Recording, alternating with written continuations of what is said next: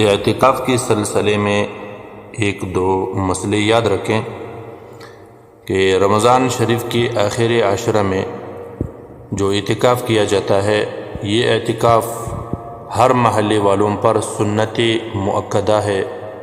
اور سنت کفایہ ہے. یعنی ایک تو یہ نفلی اور استحبابی چیز نہیں ہے، بلکہ ایک ضروری قسم مؤکد ہے، اس کی تاکید آئی ہے شریعت میں. دوسری بات یہ کہ یہ ہر شخص کی شخصی اور انفرادی ذمہ داری نہیں ہے، بلکہ یہ سنت کفایہ ہے. پوری محلہ والوں میں سے اگر ایک شخص بھی اعتکاف کر لے، خواہ محلہ میں ایک مسجد ہو یا ایک سے زیادہ مساجد ہوں، تو صرف ایک مسجد میں کم از کم پورے محلے والوں کی طرف سے ایک شخص اعتکاف میں بیٹھ جائے تو یہ ذمہ داری پوری ہوگی. اگر ایک سے زیادہ لوگ بیٹھ جائیں تو اعلیٰ بات ہے، فضیلت کی بات ہے. اور یہ بات بھی ذہن نشین رکھیں کہ جو شخص اعتکاف میں بیٹھنا چاہے، پہلے سے وہ ذہناً اس بات کے لیے تیار ہو جائے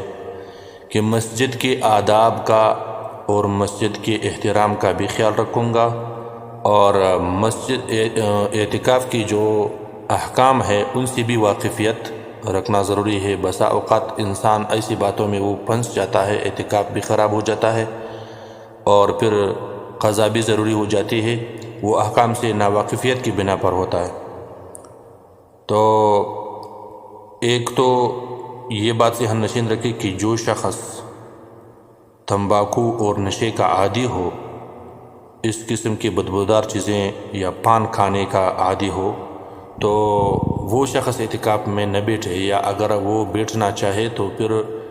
کم از کم ان 10 دنوں کی حد تک وہ تو یہ قربانی ضرور کر لے کہ مسجد میں اس کو استعمال نہ کر لے، بلکہ ان دنوں میں ان سے سخت پرہیز کر لے. اگر پرہیز نہیں کر سکتا تو پھر مسجد میں استعمال کرنا درست نہیں ہے، تو اس کے لیے یہ طریقہ ہو سکتا ہے کہ وہ جب قضاء حاجت کے لیے جائے، قضاء حاجت کے وقت پھر وہ یہ ضرورتیں بھی پوری کر سکتا ہے مختصر وقت میں. اور دوسری بات یہ ذہن میں رکھے کہ بعض لوگ اعتکاف میں بیٹھتے وقت یا اس سے پہلے وہ یہ نیت کر لیتے ہیں کہ میں پھر اگر کوئی شخص بیمار ہو جائے رشتہ داروں میں، میں بیمار پرسی کے لیے جاؤں گا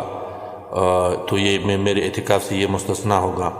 اور اسی طرح نماز جنازہ ہو تو پھر میں جا سکوں گا. پہلے سے یہ نیت کر لیتا ہے اور ان چیزوں کو، جنازہ کو، عیادت کو وغیرہ کو یہ مستثنیٰ کر لیتا ہے اپنے اعتکاف سے. تو یاد رکھیں کہ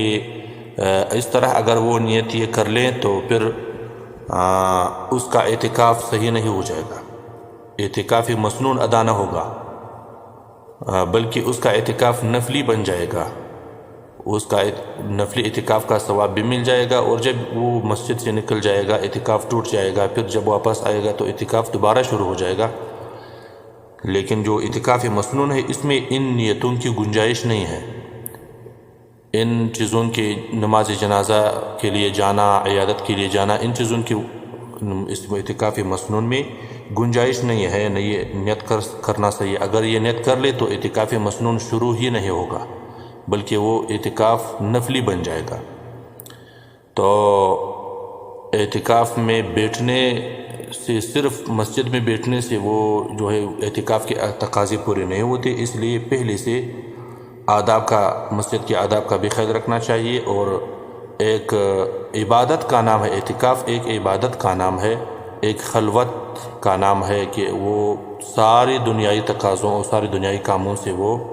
یکسو ہو کر اللہ تعالیٰ کی بارگاہ میں بیٹھتا ہے اور اللہ تعالیٰ کے ساتھ ایک خاص قسم کا تعلق قائم کر لیتا ہے. تو اس کے آداب کا بھی خیال رکھنا ضروری ہے.